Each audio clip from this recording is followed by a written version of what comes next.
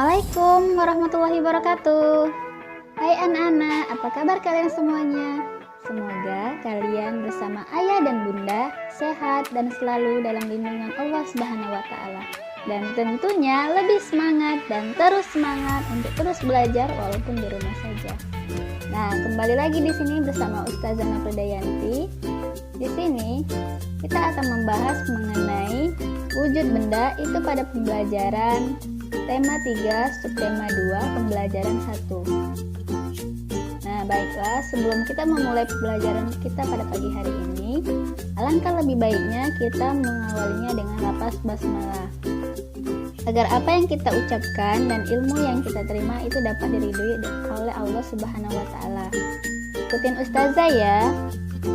Bismillahirrahmanirrahim.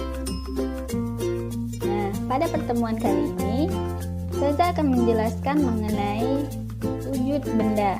Ya, tidak dapat lepas dari benda di sekitarnya.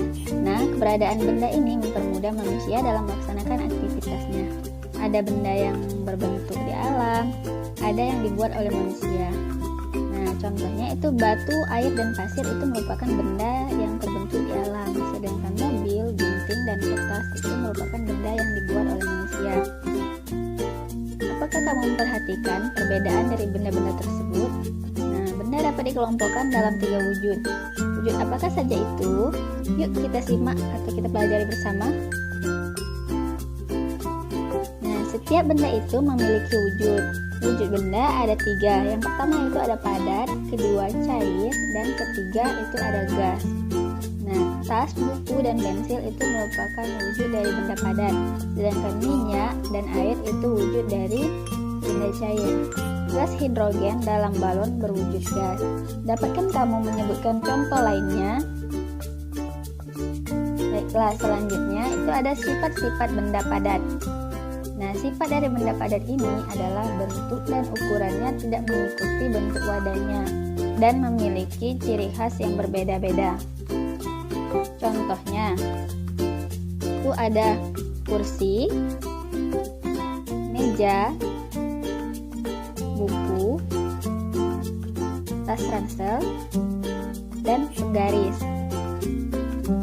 Baiklah, selanjutnya itu ada sifat benda cair. Nah, sifat benda cair ini adalah mengalir dan mengikuti bentuk dari wadahnya. Misalnya, air yang dituang di dalam botol. Nah, bentuk airnya akan mengikuti bentuk dari botol tersebut. Lainnya itu seperti air yang berada dalam botol dan minyak zaitun yang berada dalam botol. Karena ciri dari benda cair ini yaitu bentuknya yang mengikuti bentuk dari wajahnya. Selanjutnya itu ada sifat benda gas.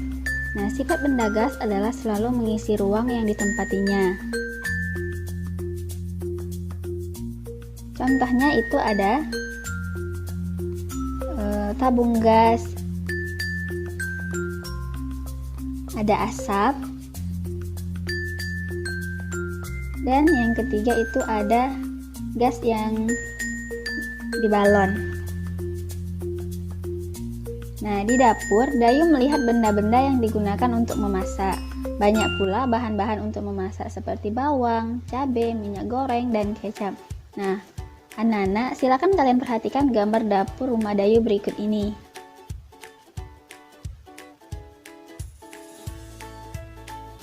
Kamu telah mengamati gambar di atas. Nah, kelompokkan benda-benda yang ada dalam gambar sesuai wujudnya. Tuliskan dalam hasil pengamatan dalam tabel berikut. Ayo kita kelompokkan. Benda padat itu ada panci, kompor, spatula, penggorengan, dan baskom. Sedangkan benda cair itu ada air, minyak goreng, cuka, kecap, dan saus. Dan benda gas itu ada uap air dan gas tentunya. Nah, salah satu benda padat yang ada di sekitar kita itu adalah sepeda. Nah, sepeda ini digunakan sebagai alat transportasi seperti biasanya digunakan untuk menuju tempat yang terlalu jauh jaraknya. Nah, Tony ke sekolah dengan mengendarai sepeda. Nah, Tony ini didampingi oleh ibunya. Tony kadang melewati rumah Made. Tony mengajak Made berangkat ke sekolah bersama. Nah, jika Made diantar oleh ayahnya, Tony pergi ke sekolah tanpa melewati rumah Made. Perhatikan gambar zona rumah Tony dan Made berikut.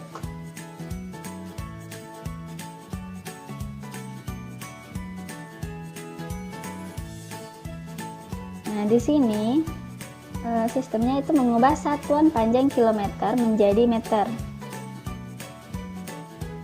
Berapakah jarak rumah Tony ke sekolah? Tuliskan dalam satuan meter. Nah, jarak rumah Tony ke sekolah adalah 4 km lebih 700 meter. Nah, cara penyelesaiannya, pertama itu 4 km lebih 700 meter sama dengan 4 km dikali 1000 sama dengan 4000 dan 700 meter.